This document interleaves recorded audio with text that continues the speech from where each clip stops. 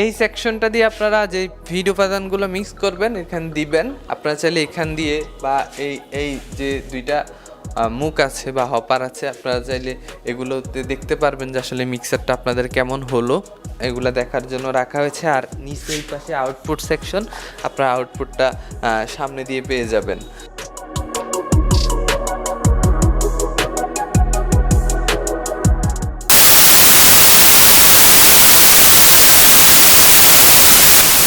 গুলো আছে সেগুলো সম্পর্কে আপনাদের জানাতে চাই। তো আপনারা আছেন আমাদের আধুনিক কৃষি মেশিনারির পেজে বা ইউটিউবে। তো আপনাদের সাথে আজকে আমাদের এই যে মিক্সার মেশিনগুলো আছে, যে টাইপের যে ক্যাপাসিটির মিক্সার মেশিনগুলো আছে, আপনাদেরকে সেগুলোর সাথে পরিচয় করে দিব শুধু।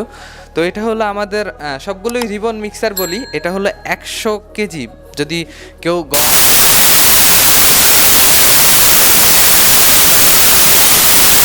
এই মিক্সার মেশিন দিয়ে আপনারা সেগুলো মিক্স করতে পারবেন। আমরা দেখা গেছে যে ভাসমান বা ডুবা ফিড বানাতে এই মিক্সার মেশিনগুলো ব্যবহার করে থাকি সিঙ্গেল।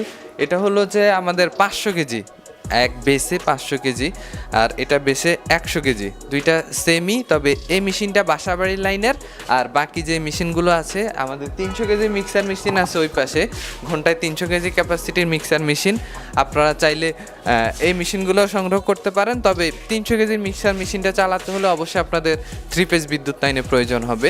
আর শুধু 100 কেজির যে মিক্সার মেশিনটা আছে সেটা চালাতে বাসাবাড়ির লাইন হবে। এই পাশে 100 কেজির মেশিন যেটা দেখছেন এটা তো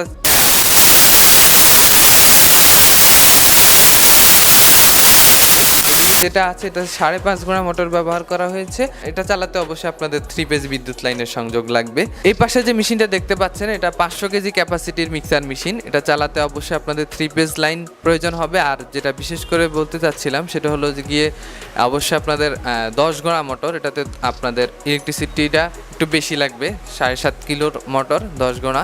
এই সেকশনটা দিয়ে আপনারা যে ফিড উপাদানগুলো মিক্স করবেন এখানে দিবেন। আপনারা চাইলে এখান দিয়ে বা এই যে দুইটা মুখ আছে বা হপার আছে, আপনারা চাইলে এগুলোতে দেখতে পারবেন যে আসলে মিক্সারটা আপনাদের কেমন হলো, এগুলো দেখার জন্য রাখা হয়েছে। আর নিচে এই পাশে আউটপুট সেকশন, আপনারা আউটপুটটা সামনে দিয়ে পেয়ে যাবেন।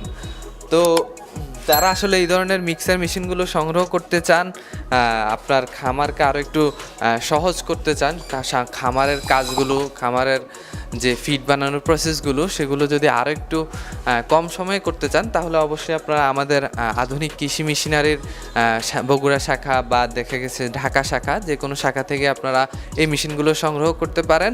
আজকের ভিডিওটি এখানেই শেষ করছি। সবাই ভালো থাকবেন, সুস্থ থাকবেন। আল্লাহ হাফেজ।